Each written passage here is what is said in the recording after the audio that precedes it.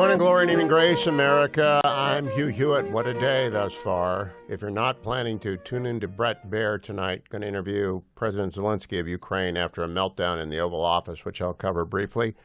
So if you're listening, my priors. I guess I can say my daughter did missionary trips to the Ukraine 20 years ago. I'm a big believer in free Ukraine. I'm very glad that Trump sent them lethal weapons. I think President Obama caused the first invasion. I think President Biden invited the second invasion. Indeed, he did so. A minor incursion wouldn't matter.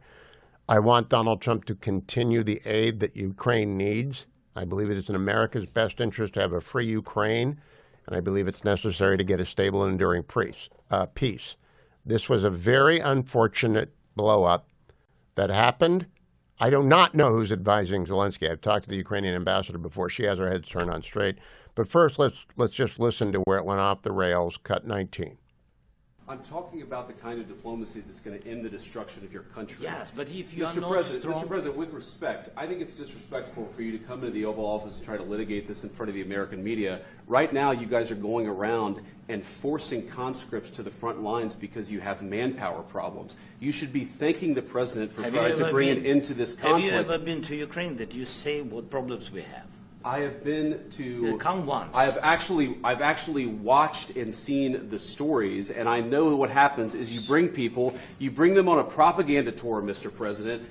Do you disagree that you've had problems bringing people into your military? We have problems. And do you think that it's respectful to come to the Oval Office of the United States of America and attack the administration that is trying to prevent the destruction of your country? A lot of questions. Let's start from the beginning. Sure. First of all, during the war, everybody has problems. Even you, but you have nice ocean and don't feel now, but you will feel it in the future.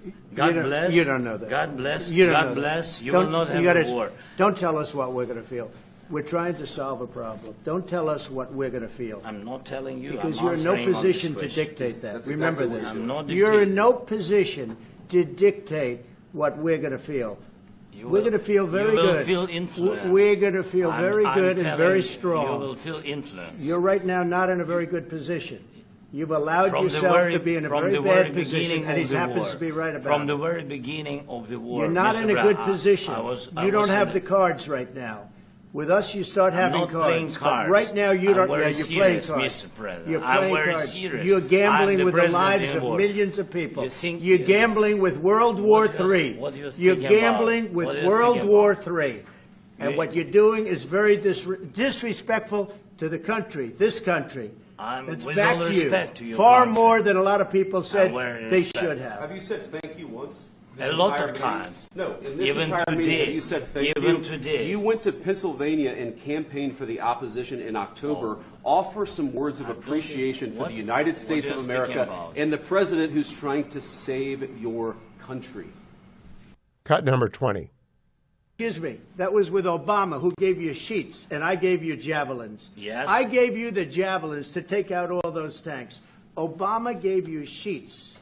In fact, the statement is Obama gave sheets and Trump gave javelins.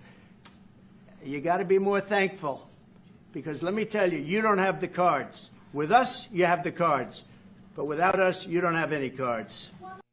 21. Your country's in big trouble. Can I Wait a answer? minute. No. You've done a lot of talking.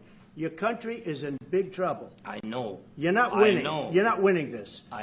You have a damn good chance of coming out okay because of us. Mr. President, we are staying in our country, staying strong from the very beginning of the war. We've been alone, and we are thankful. I said thanks you haven't in been this alone. cabinet, you and haven't not been only alone. in this cabinet. We gave you, through the stupid president, $350 billion. We gave you military equipment, and you men are brave, but they had to use our military. Yes. What about if you didn't have our military equipment, if you didn't have our military equipment, this war would have been over in 2 weeks.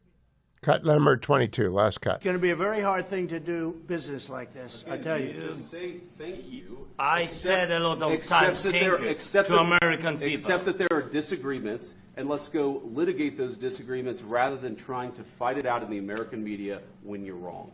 We know that you're wrong. But you see, I think it's good for the American people to see what's going on out here. I think it's very important. That's why I kept this going so long. You have to be thankful. You don't have the cards. You're buried there. Your people are dying. tell you You're again, running I low know. on soldiers. Don't- Listen, don't please, you're running Mr. low on President. soldiers.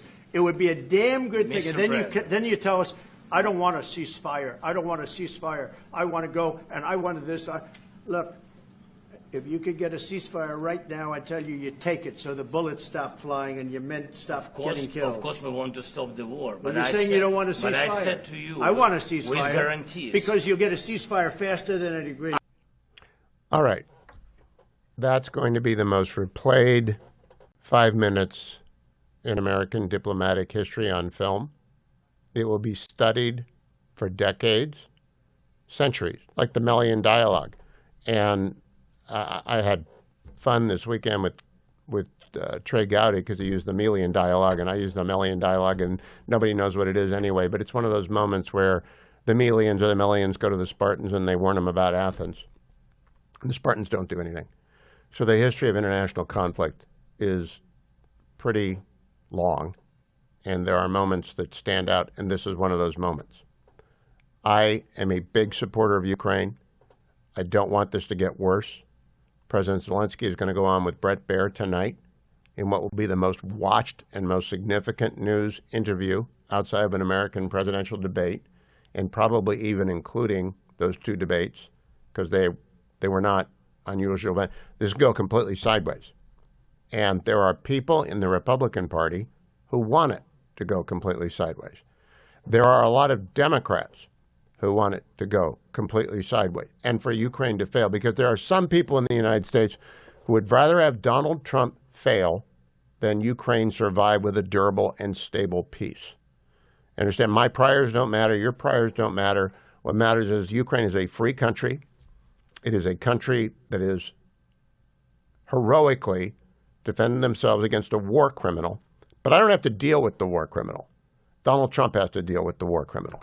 Marco Rubio, Michael Waltz, Vice President Vance, they have to deal with the war criminal. I don't. So I don't have to be nice about what I say. I don't have to pretend. But I grew up in the school of Nixon. And when a lot of you people who are typing away on your keyboards, who've never had a security clearance, never worked at the top of government, never sat down with anyone who's negotiated a deal like this, are firing off your hot takes that Trump screwed this up, you're wrong. The people who screwed this up are the people around Zelensky. And President Zelensky screwed this up. Because you know what? You don't interrupt the President of the United States. You don't interrupt the Vice President of the United States. I don't care if they say your haircut's bad. You don't show up in your theater gear. You wear a coat and tie because you're going to the Oval Office of the United States. And I've been there a few times. You don't go in with your war gear. It's not a role to be played. So I'm kind of mad at Zelensky. I've had the Ukrainian ambassador on a couple of times to try and rally support for Ukraine. I support Ukraine. A lot of Republicans support Ukraine. And they're in the Senate, and I hope they're burning up the phone right now.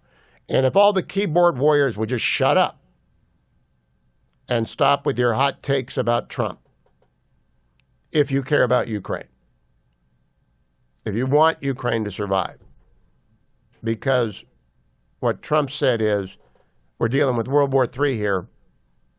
He knows the measure of Putin. He knows what Putin has. I've said before, Putin is a war criminal, and Russia cannot be defeated because Russia is a nuclear superpower with thousands of nukes. We can defeat Hamas. We can defeat Iran. We have to deter China. You can't defeat Russia. It's Napoleon tried, Hitler tried. Zelensky's not going to defeat Russia. With Trump on his side, he can get a deal. He can get something. The man is a hero. He's brave. We don't want any more dead heroes. So if I were Zelensky, I'd get on the phone to Lindsey Graham and to Tom Cotton and to other people in the Senate of the United States like John Thune, who deal with and work with President Trump well, and ask, what do you think I ought to say to Bret Baier tonight? Because, boy, the stakes are high. I really mean that. I want Ukraine to survive and to be free and to be in a stable and enduring peace, and I want to arm them to the teeth so this doesn't happen again. We don't need another Biden saying a minor incursion doesn't matter. We don't need another Obama who doesn't do anything. We need Trump being strong And we need Zelensky to listen to his friends in the United States Senate, because that was a nightmare. I'm going to switch subjects. I'm going to talk a little bit about the budget, because in the budget is Ukraine aid, and we got to get that Ukraine aid. I'm going to talk with John Williams of the ALEC right after this. And then I'm going to talk with Charles T.W. Cook and Ben Domenech, because stakes are really high. J.D. Vance gave a great speech today at the Catholic Prayer Breakfast. I was prepared to just play it. Now I'll just attach it to the end of today's podcast. Wow. I'm Hugh Hewitt. Stay tuned.